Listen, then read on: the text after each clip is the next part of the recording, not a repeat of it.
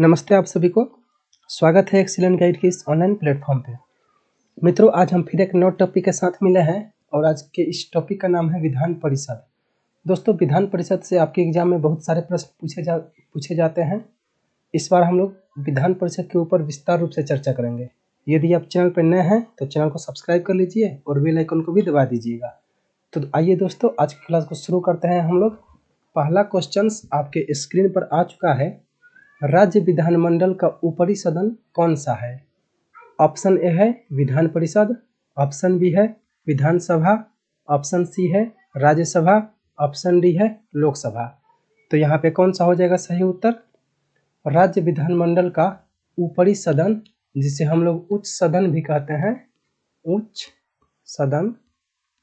तो ये जो उच्च सदन है वो कौन सा है आपको बताना है। तो ध्यान दीजिएगा, आपका सही उत्तर होगा यहाँ पे विधान परिषद। जिस प्रकार से दोस्तों केंद्र में संसद पढ़ रहे थे और केंद्र में संसद पढ़ते हुए हम लोगों ने जाना कि जो उच्च सदन केंद्र में था वो था आपका राज्यसभा। राज्यसभा को हम लोगों ने उच्च सदन कहा था। इसी प्रकार से राज्य में दोस्तों जो होता है ना, वो विधान परिषद होता है उच्च सदन। इसके आगे हम लोग देखते हैं प्रश्न संख्या 2 क्या कह रहा है। भारत में राज्य विधान पालिकाओं का उच्च सदन कौन सा है? ऑप्शन ए विधान पालिका परिषद, ऑप्शन बी विधान पालिका समिति, ऑप्शन सी राज्यपाल का कार्यालय और ऑप्शन डी है इनमें से कोई नहीं। तो यहाँ पे कौन सा हो जाएगा सही उत्तर? भारत में राज्य विधान पालिकाओं का उच्च सदन कौन सा है? ऊपर ही पढ़ा हम लोगों ने, तो यहाँ पे सही उत्तर होगा विधान पालिका परिषद। ठीक है, चलिए फिर अगले प्रश्न को देखते हैं। प्रश्न संख्या 3 आपसे पूछा गया है, भारत के कितने राज्यों में द्विसदनात्मक विधानमंडल है? Option A 5, option B 6, option C 7, option D 8। तो कौन सा हो जाएगा सही उत्तर बताइए आप लोग। भारत के कितने राज्यों में द्विसदनात्मक विधानमंडल है? यहाँ पे कौन सा हो जाएगा सही उत्तर? तो मित्रों, वर्तमान में 28 राज्य हैं और 28 में से 6 में जो है ना आपका विधानमंडल है। कितने में? 28 राज्यों में जो 6 है, इसमें विधानमंडल के द्विसदनात्मक व्यवस्था है वो दी गई है। द्विसदनात्मक व्यवस्था मतलब एक विधानसभा और दूसरा जो आपका होता है वो विधान परिषद। तो दोस्तों, विधानसभा तो प्रत्येक राज्य में है, साथ में दिल्ली, पुडुचेरी व जम्मू कश्मीर में भी है। लेकिन जो विधान परिषद है मित्रों, जो विधान परिषद ये सिर्फ 6 राज्यों में है। और वो 6 राज्य कौन कौन है इसको भी हम लोग देख लेते हैं। 6 राज्य दोस्तों यहाँ पे लिखा हुआ है, नोट में लिखा हुआ है द्विसदनात्मक विधानमंडल वाले राज्य 6 हैं। और वो कौन कौन है? तो सबसे पहले उत्तर प्रदेश, फिर महाराष्ट्र, फिर कर्नाटक, फिर आंध्र प्रदेश, फिर तेलंगाना, फिर बिहार। तो ये दोस्तों जो 6 हैं, इसमें विधानसभा और विधान परिषद दोनों ही है। बाकी में सिर्फ और सिर्फ विधानसभा है, इस बात को आप ध्यान रखिएगा। प्रश्न संख्या 4 के ऊपर हम लोग बात करते हैं। निम्नलिखित में से किस राज्य में विधान परिषद का गठन नहीं किया गया है? Option A Orissa, option B Bihar, option C Uttar Pradesh, option D है कर्नाटक। तो यहाँ पे कौन सा हो जाएगा सही उत्तर? निम्नलिखित में से किस राज्य में विधान परिषद का गठन नहीं किया गया है, आपको बताना है कौन होगा सही उत्तर। तो मित्रों, अभी हम लोगों ने पढ़ा कि बिहार में भी है, उत्तर प्रदेश में भी है और कर्नाटक में भी है, यानी उड़ीसा में नहीं है। तो इस प्रकार से यहाँ पे आपका सही उत्तर ऑप्शन ए होगा। प्रश्न संख्या 5 आपसे पूछा गया है, निम्नलिखित में से किस राज्य में द्विसदनात्मक विधानमंडल है? Option A Uttarakhand, option B Himachal Pradesh, option C Maharashtra, option D Paschim Bangal. तो यहाँ पे कौन सा हो जाएगा सही उत्तर? यहाँ पे मित्रों द्विसदनात्मक विधानमंडल है आपसे पूछा गया है, इस बात को आप ध्यान रखिएगा। तो कौन सा हो जाएगा सही उत्तर? तो ध्यान दीजिएगा, हम लोगों ने अभी पढ़ा महाराष्ट्र। कौन कौन पढ़ा था हम लोगों ने? यूपी, महाराष्ट्र, साथ में आपका कर्नाटक था और आपका था कर्नाटक के साथ तेलंगाना, आंध्र प्रदेश और बिहार। ये दोस्तों 6 राज्य थे जहाँ पे द्विसदनात्मक विधानमंडल है। इसके आगे हम लोग देखते हैं प्रश्न संख्या 6 आपसे पूछा गया है, सामान्यतया विधानमंडल के ऊपरी सदन के सदस्यों की कुल संख्या निचले सदन की कुल संख्या की 1/4 होनी चाहिए, ऑप्शन बी 1/3 होनी चाहिए, ऑप्शन सी 1/5 होनी चाहिए, ऑप्शन डी आधी होनी चाहिए। कौन सा हो जाएगा सही उत्तर? सामान्यतः विधानमंडल के ऊपरी सदन के सदस्यों की कुल संख्या निचले सदन की कुल संख्या की कितनी होनी चाहिए? तो दोस्तों ध्यान रखिएगा 1/3 होनी चाहिए। कितना होनी चाहिए? 1/3, ठीक है ना। यानी कि विधानसभा में कुल सदस्य संख्या की 1/3 सदस्य संख्या विधान परिषद में भी रहेगी, ये अनिवार्यता है। इसके आगे हम लोग देखते हैं प्रश्न संख्या 7 आपसे पूछा गया है, विधान परिषद की सदस्य संख्या कम से कम कितनी होनी चाहिए? Option A 75, option B 60, option C 50 और ऑप्शन डी 40। तो कौन सा हो जाएगा सही उत्तर? बताइएगा यहाँ पे कौन सा हो जाएगा सही उत्तर आपका। दोस्तों अधिकतम तो आप लोगों ने 1/3 पढ़ा, अधिकतम क्या पढ़ा? 1/3, लेकिन न्यूनतम बताइए आप लोग, न्यूनतम जो सदस्य संख्या कम से कम कितनी होनी चाहिए? तो इस बात को आपका ध्यान रखना है, ऑप्शन हुआ डी 40, ठीक है ना। 40 कम से कम होना ही चाहिए। प्रश्न संख्या 8 की हम लोग बात कर लेते हैं। प्रश्न संख्या 8, किस राज्य में विधान परिषद की सदस्य संख्या सबसे अधिक है? Option A Madhya Pradesh, option B Uttar Pradesh, option C Sikkim और ऑप्शन डी है अरुणाचल प्रदेश। तो यहाँ पे कौन सा हो जाएगा सही उत्तर? किस राज्य में विधान परिषद की सदस्य संख्या सबसे अधिक है?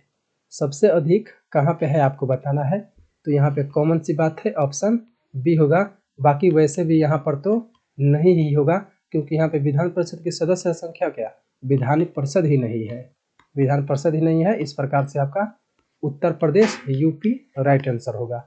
इसके आगे हम लोग देखते हैं प्रश्न संख्या 9 आपसे पूछा गया है, भारतीय संविधान के किस अनुच्छेद में विधान परिषद की स्थापना या समाप्ति की व्यवस्था दी गई है?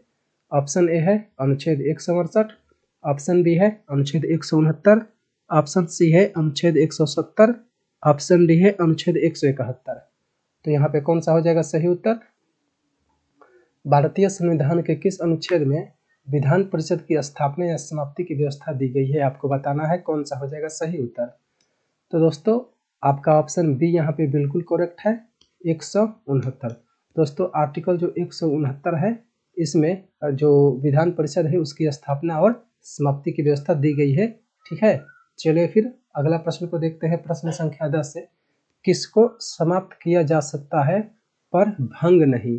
ऑप्शन ए राज्यसभा को, ऑप्शन बी नगर पालिका को, ऑप्शन सी ग्राम पंचायत को, ऑप्शन डी विधान परिषद को। यहाँ पे कौन सा हो जाएगा सही उत्तर? किसको समाप्त किया जा सकता है पर भंग नहीं, आपसे पूछा गया है, राइट आंसर कौन होगा? तो मित्रों ध्यान रखिएगा, आपका ऑप्शन डी होगा विधान परिषद, क्योंकि आर्टिकल 169 में इस बात का प्रावधान दिया गया है। किसमें? अनुच्छेद 169 में इस बात का प्रावधान दिया गया है कि जो विधान परिषद है राज्य में गठन भी किया जा सकता है और इसको समाप्त भी जो समाप्त है वो भी किया जा सकता है। चलिए फिर अगले प्रश्न को देखते हैं। प्रश्न संख्या 11 आपसे पूछा गया है, विधान परिषद को समाप्त करने वाला आखिरी राज्य कौन है? Option A Andhra Pradesh, option B Tamil Nadu, option C Paschim Bangal और ऑप्शन डी है उड़ीसा। तो कौन सा हो जाएगा यहाँ पे सही उत्तर? विधान परिषद को समाप्त करने वाला आखिरी राज्य कौन है? कौन है मित्रों? तो ध्यान दीजिएगा, आपका ऑप्शन बी यहाँ पर तमिलनाडु। जो तमिलनाडु है ये आखिरी राज्य है विधान परिषद को समाप्त करने वाला। इसके आगे हम लोग देखते हैं प्रश्न संख्या 12 आपसे पूछा गया है, विधान परिषद के सदस्य कितने वर्षों के लिए निर्वाचित होते हैं? ऑप्शन ए 3 वर्ष, ऑप्शन बी 4 वर्ष, ऑप्शन सी 5 वर्ष और ऑप्शन डी है 6 वर्ष। यानी कि विधान परिषद के सदस्यों का जो कार्यकाल आपका होता है वो कितना होता है, मतलब कितने वर्षों के लिए वो चुने जाते हैं, आपको बताना है। दोस्तों यहाँ पे आपका सही उत्तर होगा ऑप्शन डी 6 वर्ष के लिए। 6 वर्ष यहाँ पे आपका राइट आंसर होगा ऑप्शन डी। अगले प्रश्न को देखते हैं। प्रश्न संख्या 13 आपसे पूछा जा रहा है, विधान परिषद का सदस्य होने के लिए न्यूनतम आयु सीमा कितनी होनी चाहिए?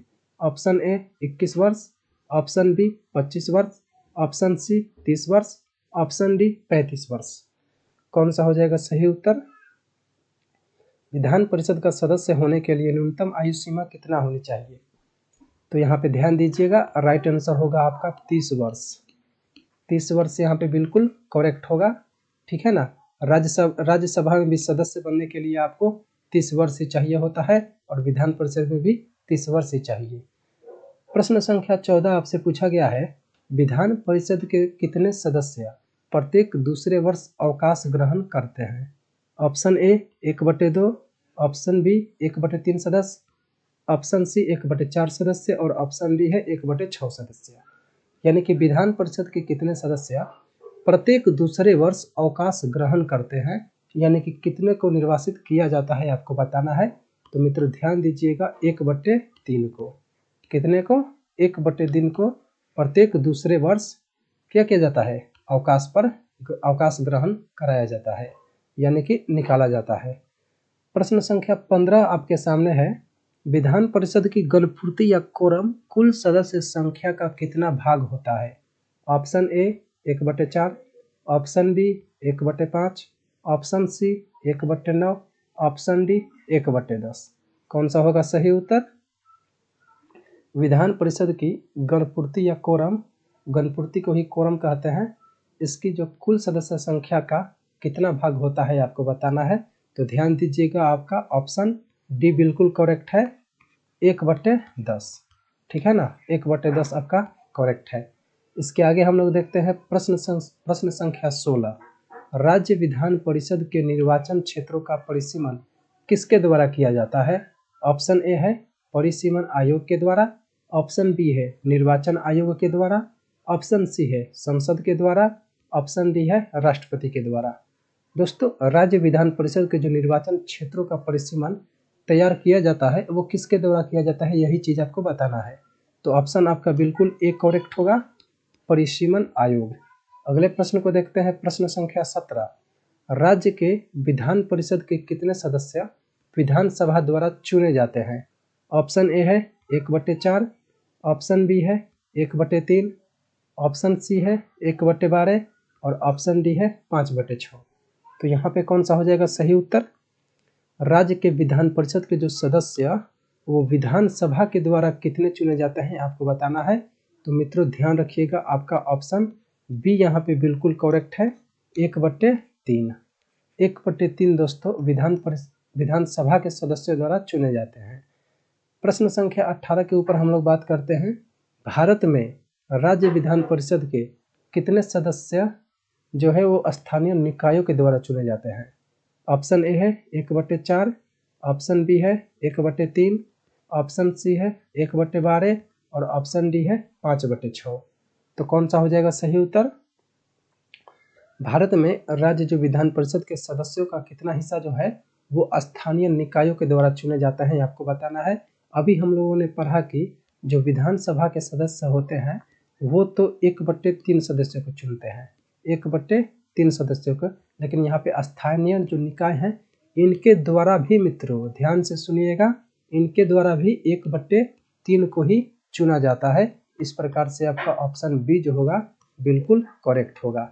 अगले प्रश्न को देखते हैं, प्रश्न संख्या 19 हमारे सामने है, विधान परिषद की कुल सदस्य संख्या का कितना हिस्सा राज्य के विश्वविद्यालय को स्नातकों द्वारा चुना जाता है?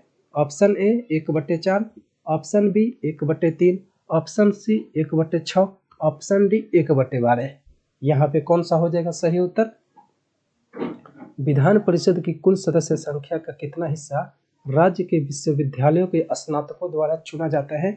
यानी कि दोस्तों राज्य के विश्वविद्यालय के स्नातकों द्वारा, यानी कि जो स्नातक की पढ़ाई कर चुके हैं, स्नातक की पढ़ाई कर चुके हैं वो भी मित्रों 3 वर्ष पहले वो लोग पढ़ाई कर चुके हों, डिग्री ले चुके हों। कब? 3 वर्ष पहले। इस बात को आप ध्यान रखिएगा, लिखा हुआ नहीं है लेकिन एक्स्ट्रा नॉलेज है आपके लिए। 3 वर्ष पहले स्नातक किया हुआ होना चाहिए। वो जो है मित्रों वो विधान परिषद की सदस्य संख्या का 1/12 को सिलेक्ट करते हैं। कितना? 1/12। इस बात को आप ध्यान रखिएगा। विधानसभा और स्थानीय निकायों के द्वारा तो 1/3 चुना गया था, लेकिन इसके द्वारा आपका 1/12।